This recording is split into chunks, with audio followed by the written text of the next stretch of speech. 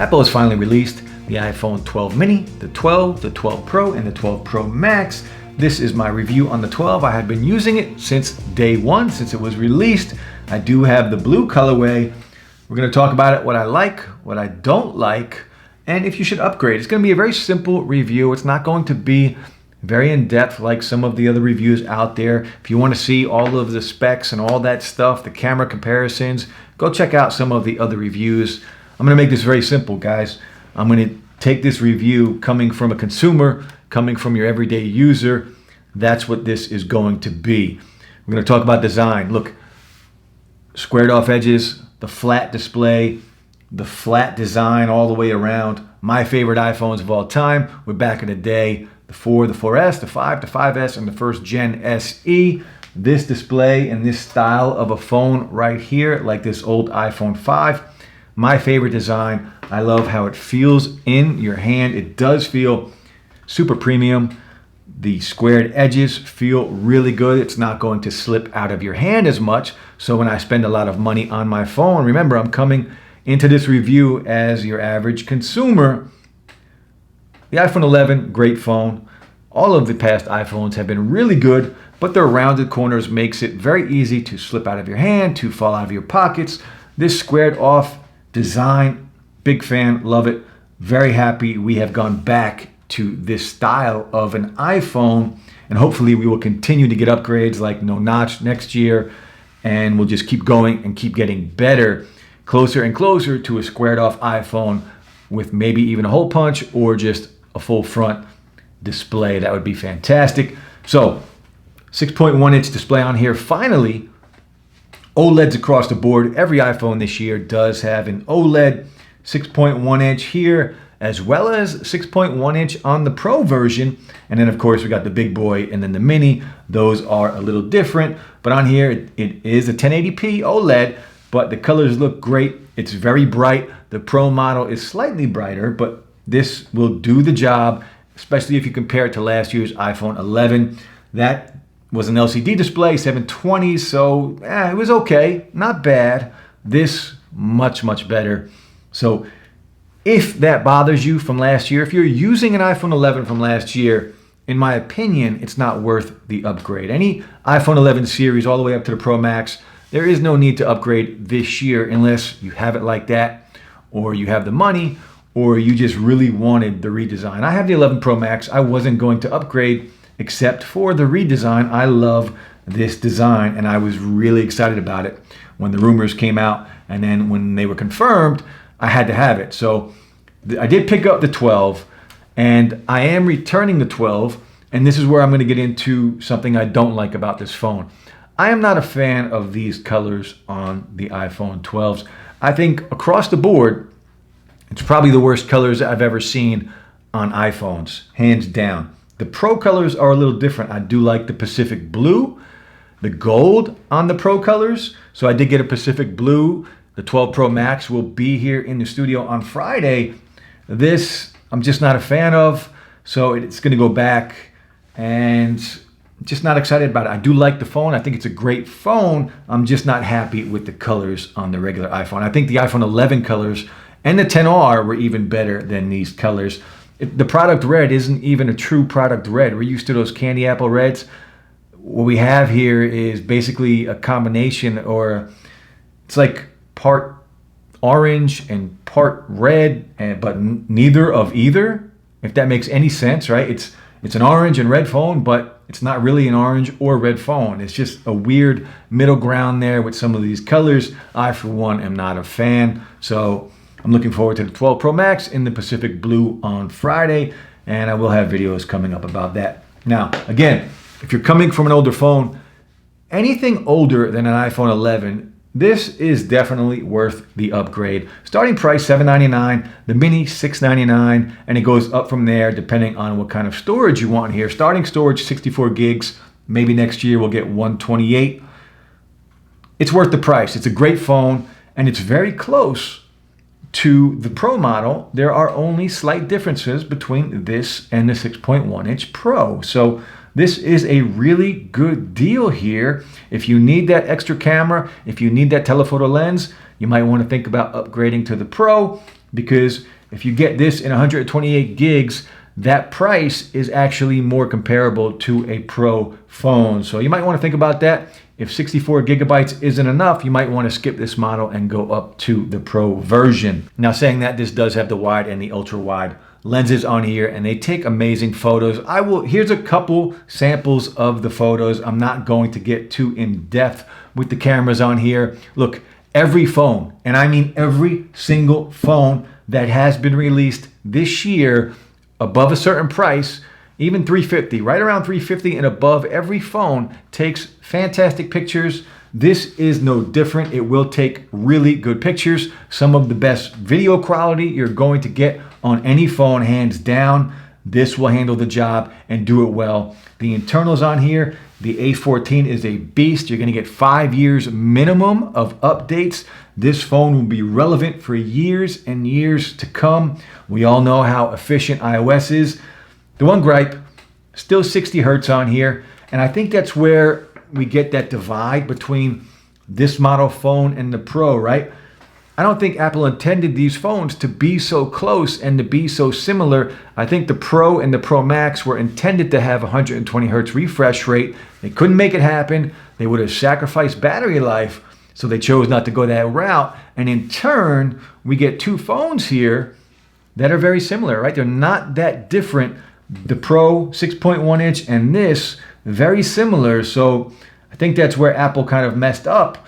But for us, we get good phones all the way across the board. I think the Pro model is the odd man out here. I think the Mini is going to sell well. I think this is going to sell well. And of course, the Pro Max is going to do really well. That is the best of the best camera, the biggest sensor in there, even bigger than the one that's in the Pro. So overall, maybe next year, 120 hertz will be on our phones across the board. We'll see. Another thing you might like about this phone compared to the Pro models, the Pro models have stainless steel around the edges. This is aluminum. The stainless steel, very shiny, lots and lots of fingerprints. I'm not saying you're not going to see fingerprints on here because, as you can see, plenty of fingerprints on the back. But the sides, the aluminum, I do like this look better. It does have that matte look, so I am a fan of this over the shininess of the stainless steel. Now, we also have the 5G antenna on the side. And look, the one gripe I have about Apple with this event that they held, they're promoting the hell out of 5G. And yes, at some point in the future, 5G will be fantastic. We will be on it all day long, and we're just not there. We're not there. We're just not ready for it. They're still building it out all over the world. So yes, these are future proof, but it's still going to be 2-3 years down the road, most likely, where we can use 5G flawlessly everywhere, right? We want the best of 5G. And right now we do not have that. Only in a few locations here and there, you're going to find that.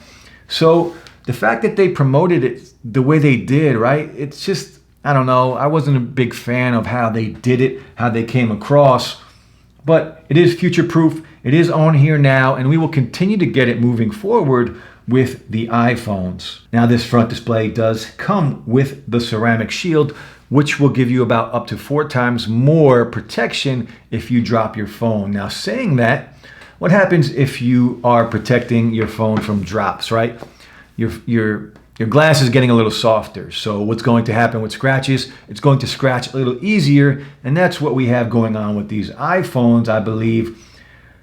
I scratched this phone during my unboxing video, and all I did was place it down like this to take some photos of it, to try and get a thumbnail of it, and I scratched the display. Now, they're micro scratches, right? But the iPhone 11s of last year, my 11 Pro Max has micro scratches everywhere. So if you're picking this phone up, just be aware. Get a glass screen protector, get a tempered glass screen protector for it, because it will get scratched very easily, and I mean really easily. So just keep that in mind. Drop protection, yes, plenty of videos on YouTube where they're dropped and it is stronger than previous iPhones. Just know it will scratch very easily. Now, battery life on here has been decent. 2815 milliamp battery in here, a smaller battery than last year's phones. Now, this battery in here is one of the reasons why we do not have 120 hertz. Imagine the battery on here is okay. It's not great, it's okay. Screen on time, I'm getting around 5.5, 6 hours. I'm pushing 6 hours, right? At that point, I'm charging my phone. So battery life on here is decent. It's not the best, but I've seen worse, even from Apple. And if we're on 5G all the time, it's going to drain the battery life faster. So it's kind of good that 5G isn't really built out everywhere right now.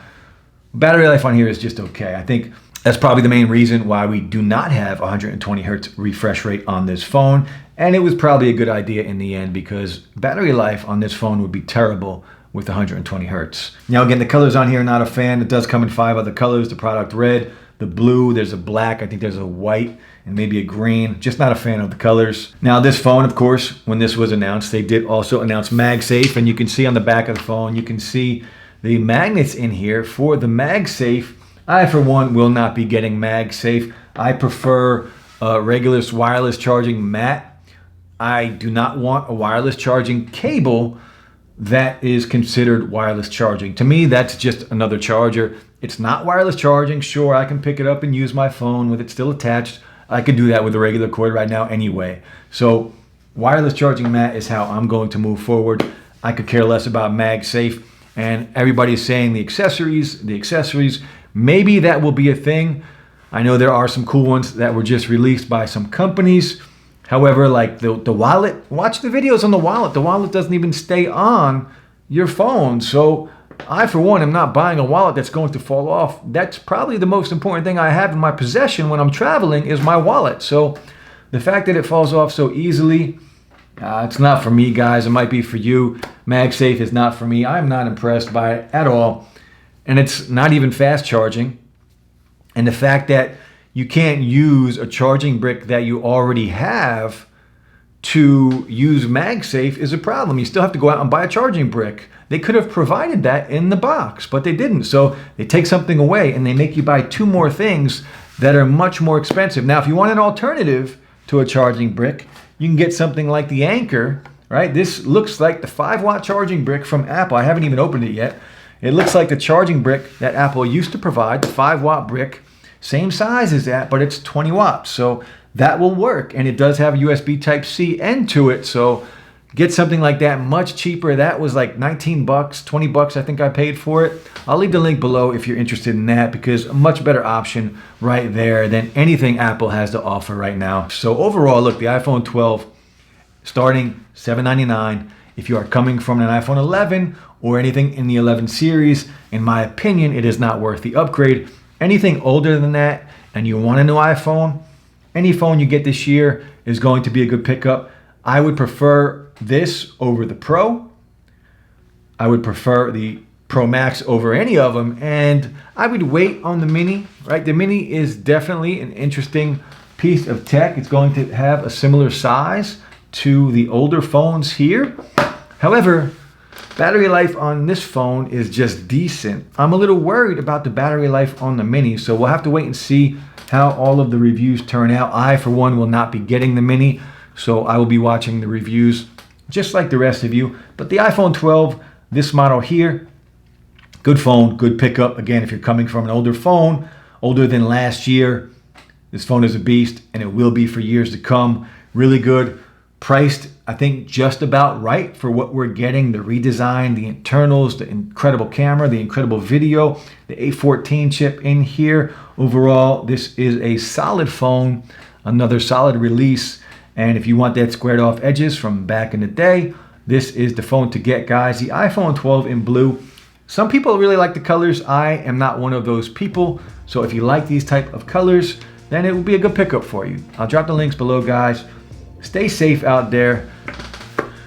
Enjoy the rest of your week, guys. I'll be back this Friday with a Pro Max unboxing. I did get the Pacific Blue. That's it. I'll be back. Peace.